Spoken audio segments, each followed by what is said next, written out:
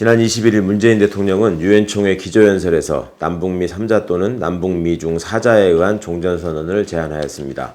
우리 대통령의 이러한 제안에 대하여 미국 국방부와 중국 외교부도 전향적 입장을 밝혔고, 특히 북한 노동당 김여정 부부장도 연속 이틀 담화를 통해 흥미있는 제안이고 좋은 발상이며 관계 회복과 건설적인 논의를 해볼 용의가 있다는 긍정적 입장을 밝힌 것은 매우 반가운 일입니다. 하노이 노딜 이후 정체되었던 남북관계에 새로운 전기가 마련될 수 있기를 바라는 마음 간절합니다. 그러나 여전히 냉전적 사고에 머무르고 있는 국민의힘과 수구 언론은 남북관계와 세계평화를 위한 종전선언 제안의 의미조차 애써 폄훼하기에만 급급한 한심한 모습에서 여전히 벗어나지 못하고 있습니다.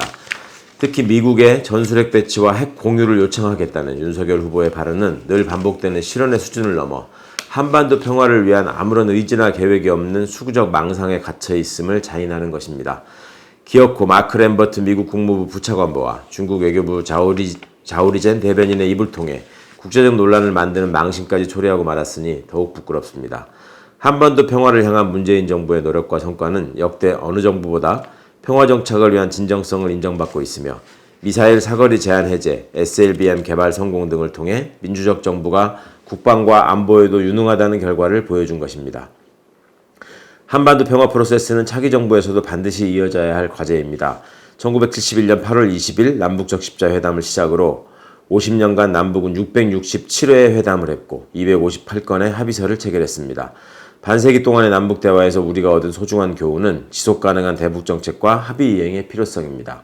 세계 평화와 남북의 공동 번영을 위해서도 종전선언의 의미를 이해하고 한반도 평화 프로세스를 계승할 차기 정부가 필요하다는 점을 강조합니다. 국민의힘 곽상도 의원의 아들이 화천대유로부터 무려 50억 원의 퇴직금을 받았다는 놀라운 보도가 있었습니다. 5년간 월 300여만 원의 급여를 받고 근무했을 뿐이라는 아버지의 말은 참으로 무색한 눈속임이었던 것입니다.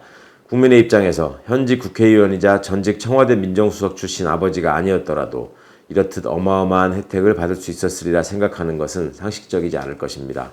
문재인 대통령, 조국 전 장관 자녀에 대한 근거 없는 의혹을 남발하며 거의 스토커 수준의 공격에 여념이 없던 그간의 행적에 비추어 정작 본인의 아들에 대해 제기된 의혹을 그저 뭉개려는 시도는 먹히지 않을 것입니다.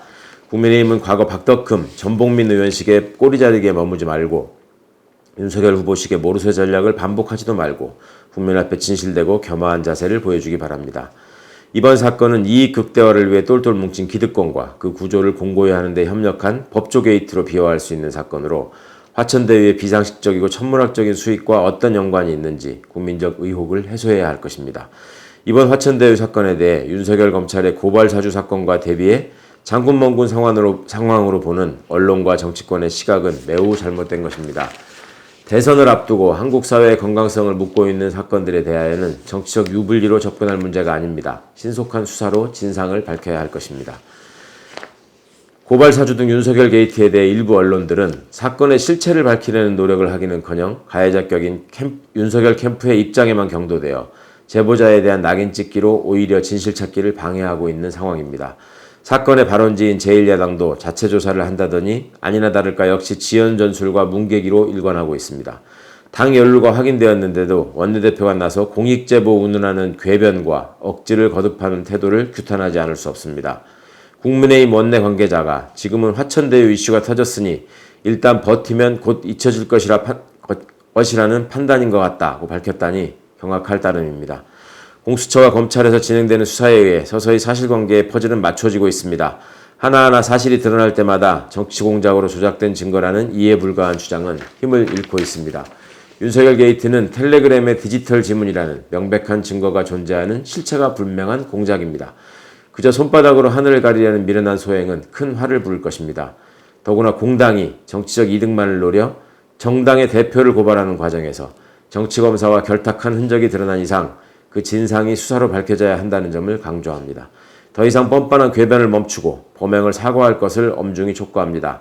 단 한 번이라도 진실 앞에 겸허해지기를 바랍니다.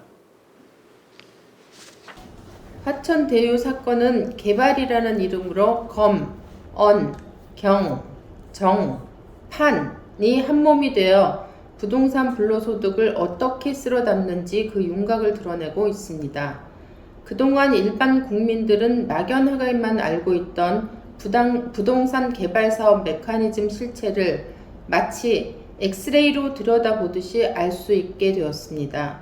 썩은 정치검찰, 광고와 홍보에 더해 프레임 짜기에 헌신하는 조선일보류 언론, 수백억을 한 번에 추적할 수 있는 재벌, 온갖 꼼수로 앞돈, 뒷돈을 꼼꼼히 챙기며 국민의 짐을 자처하는 정치인들, 프로 부동산 투기꾼에게 무죄 판결을 때려주는 최재형 같은 판사들, 이들이 모두 한 몸임이 드러나고 있습니다.